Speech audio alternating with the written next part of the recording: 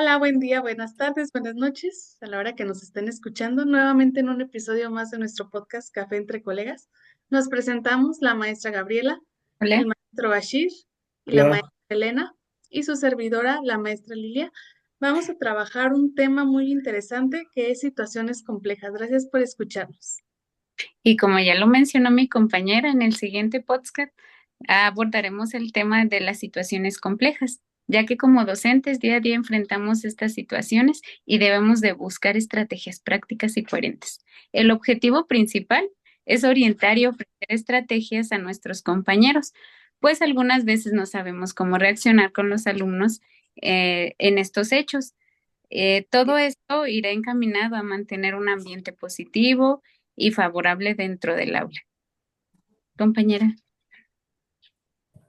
¿Qué son las situaciones complejas? Son aquellas que dificultan y afectan el aprendizaje y la convivencia dentro del aula. Muchas veces, como docentes, nos resulta difícil saber cómo actuar ante estas situaciones. Sin embargo, contamos con múltiples estrategias y métodos que nos van a permitir irlas contrarrestando. A continuación, vamos a abordar algunas de ellas y esperamos que les resulten sencillas para aplicarlas dentro del aula. Sin embargo, es muy importante recordar que es nuestro papel como docentes generar en el aula un ambiente creativo, activo y agradable a través de un diálogo asertivo.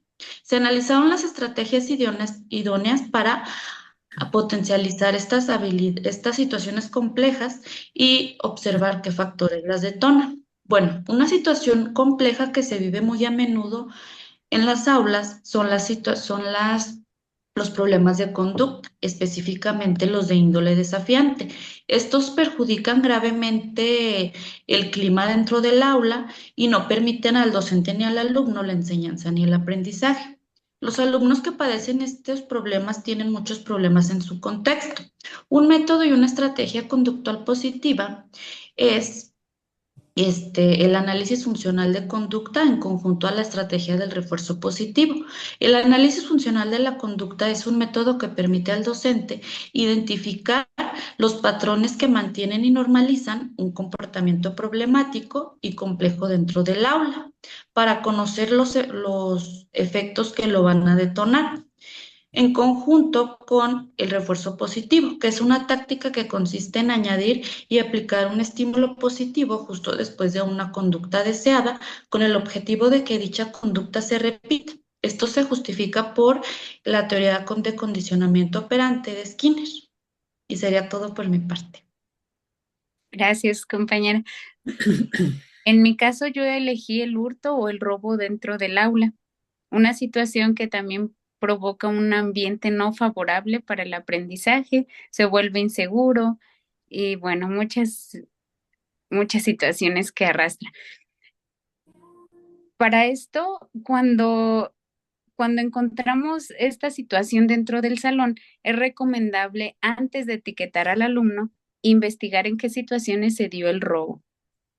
¿Qué podemos investigar? Podemos investigar si es la primera vez que lo hace el alumno, si es que fue un acto negativo para llamar la atención del maestro, de sus alumnos, o si lo ha hecho por necesidad. Si es que este acto lo ve en casa y también investigar cómo es que vive en casa este alumno, qué situaciones está viviendo.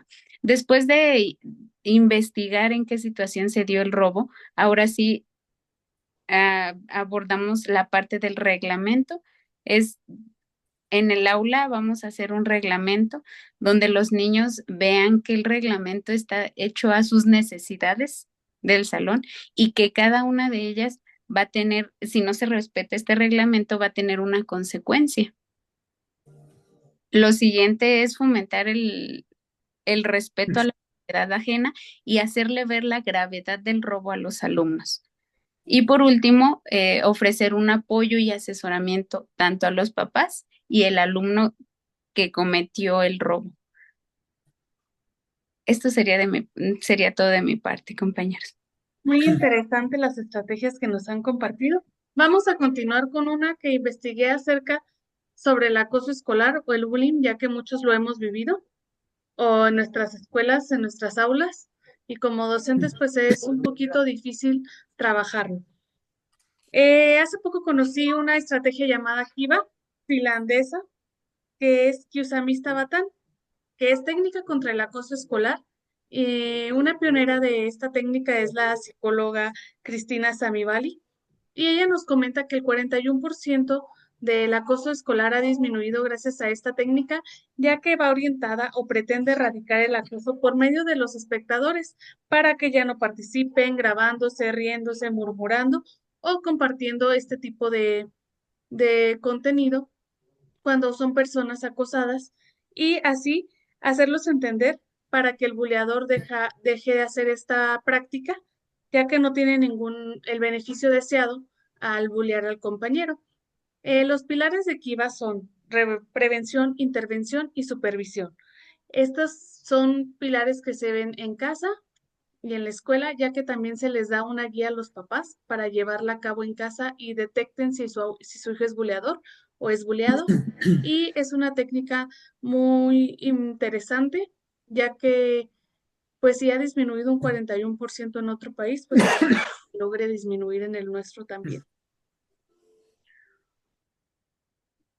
Muy bien, compañeras, yo quisiera compartirles sobre conductas disruptivas. Las conductas disruptivas pueden identificarse como manifestaciones de un conflicto o una conducta contraria a las normas escolares, es decir, este es aquel comportamiento que tiene el alumno que interfiere, molesta, interrumpe e impide que el docente lleve a cabo su trabajo como educativo. Algunos ejemplos de este tipo de conductas es, por ejemplo, realizar ruidos corporales, es decir, eructos, risas, silbidos, gritos secos, hacer ruidos con objetos, levantarse constantemente de su lugar y sin permiso, estropear, pintar, escribir en materiales, insultar a sus compañeros, burlarse de ellos, quitarle cosas, esconderlas, amenazarlos, agredirlos, todo este tipo de conductas. Y para esto traigo dos estrategias que se pueden utilizar. Una es contratos de conducta. Este va a ser un contrato y va a consistir en un acuerdo escrito por ambas partes, es decir, alumno y profesor. En este contrato es un reflejo del diálogo que se realizó previamente y una negociación al que hay que llegar. En este se va a determinar la conducta que se quiere regular, así como las consecuencias que se tendrán ante el alumno si no realiza los acuerdos de este contrato. Debe ser modificable, negociable, debe de, como les comento, mencionar las consecuencias positivas y negativas por su incumplimiento y así como revisarlo constantemente para su modificación. Otra estrategia que traigo es economía por fichas. Esta estrategia pretende modificar la conducta inapropiada, utiliza el refuerzo positivo cuando se emite una conducta deseada y el castigo para las conductas inapropiadas, es decir, determina conductas que vamos a intentar eliminar y las vamos a escribir. Se puede poner en lugar visible en el salón y cuando se realice una conducta deseada se puede colocar, por ejemplo, una pegatina de color azul. Al contrario, cuando se realiza una conducta inapropiada se puede colocar una pegatina de color rojo. Este tipo de estrategia lo que va a hacer al final del día, de la semana o del mes, como se haya acordado, es que se podrá sustituir por recompensas que previamente se hayan acordado con alumno-profesor. En conclusión, las conductas disruptivas son un fenómeno que afecta gravemente el proceso de enseñanza-aprendizaje y no permite que el maestro desarrolle la clase y provoca que un clima negativo y hostil en el aula. El docente debe de analizar las situaciones personales y familiares del alumno para poder ayudarlo. Solamente conociendo todo lo que lo rodea podrá llevar a cabo una buena intervención educativa. El docente tiene también un papel fundamental para evitar conductas disruptivas en el aula y existen numerosas estrategias y técnicas que se pueden modificar para que nos van a ser de gran utilidad para cambiar las conductas disruptivas del alumno por un buen comportamiento. También quería compartirles cinco puntos claves que encontré que nos pueden ayudar a nosotros como docentes ante este tipo de conductas.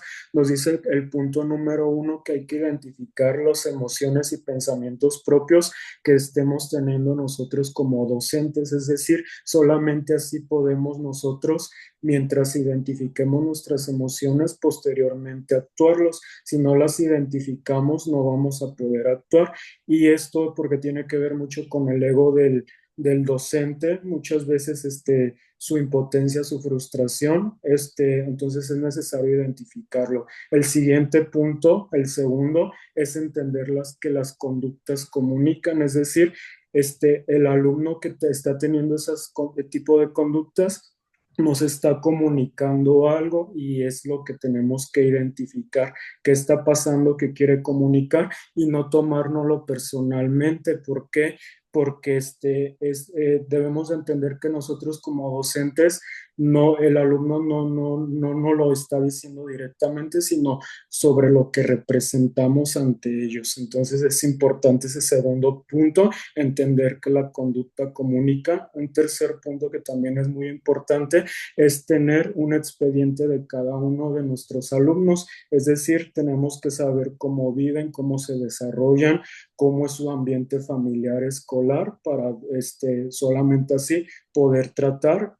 Como cuarto punto es hacer un trabajo en equipo ante otros docentes, otros maestros que hayan tenido o que trabajen también con esos alumnos. ¿Por qué? Porque pues los docentes somos los que más conocemos muchas veces a cada alumno. Entonces, si trabajamos en equipo como docentes, vamos a lograr trabajar todos y llegar a ciertos acuerdos para la mejora del alumno. Y como último punto, que también lo considero muy importante, es comunicar asertivamente a los padres de familia ante las situaciones que están pasando, es decir, hacer trabajo en equipo con sus padres de familia. Y porque pues no es lo mismo decir su hijo me dijo, hizo esto, me preocupa la situación que está pasando ante su hijo y me interesaría que trabajemos en equipo para ver cómo podemos resolverlo. Entonces, esos son los 5 puntos claves que encontré que considero muy importantes como conclusión.